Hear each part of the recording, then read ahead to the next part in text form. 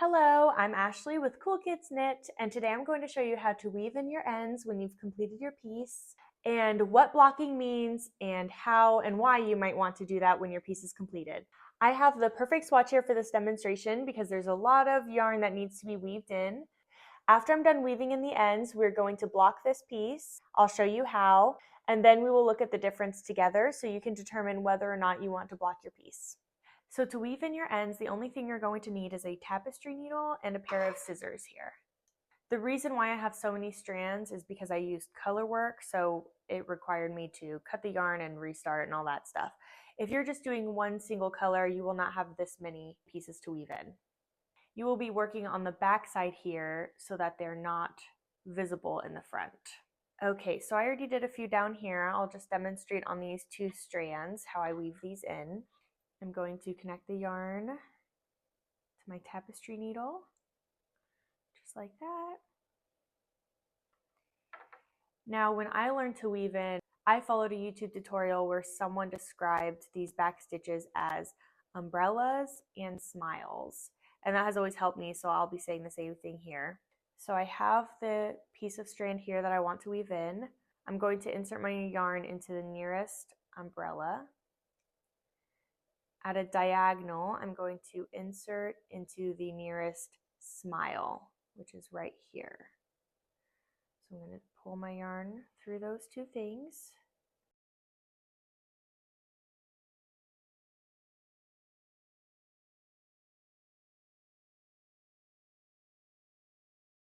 And then on the same row, I'm going to skip the umbrella and go back into the nearest smile on the same row, so right here.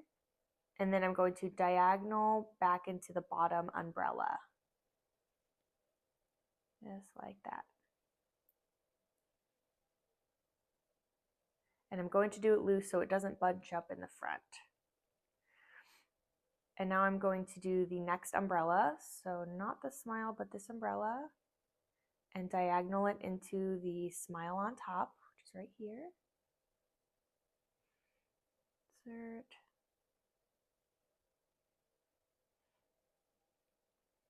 And just the same, I'm not going to go into the nearest umbrella, but I'll go back into the smile here.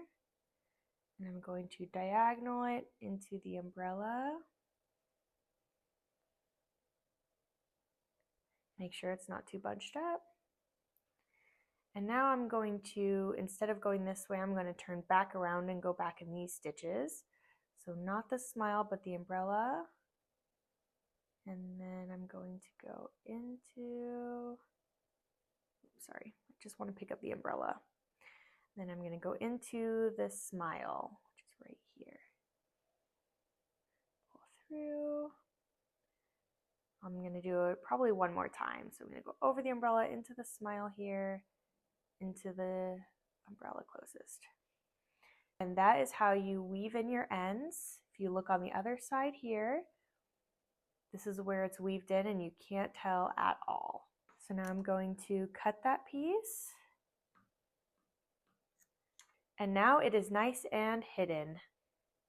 Now that you weaved in your ends, it's time to block, which basically refers to washing and shaping your final piece. Although blocking isn't mandatory, it really helps open up your stitches, helps with any tension issues, and it helps hold your project in its final shape. This is what it looks like before blocking. Let's go ahead and block it, and then when it's done, we'll look at it and see the difference. When you're ready to block, you're going to need a few things: a bucket of warm water, or you can use a bathtub, a no-rinse detergent, a clean towel, and a few pins to hold your piece in place. First, I'm going to take just a little bit of detergent. I'm going to mix it around. Now I'm going to submerge my piece. I'm going to let that soak in there for about 20 minutes. After 20 minutes, it's time to dry it off. So you're going to take it out and very gently rinse out the water. Just very gentle with it. You don't want to wring it out. Now I'm just going to roll it up and get some of that water out.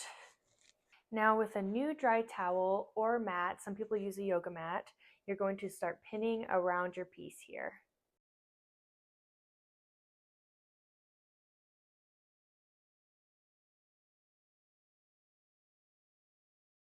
It doesn't have to be perfect, just get it to the shape that you want.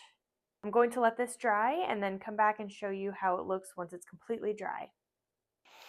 Okay, it's the next day. My piece is completely dry, so I'm going to take off my pins here. And let's look at our stitches now.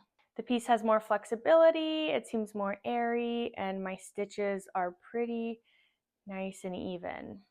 I hope this video was helpful for you. If you have any other questions or concerns, go ahead and leave them down below. Otherwise, happy knitting.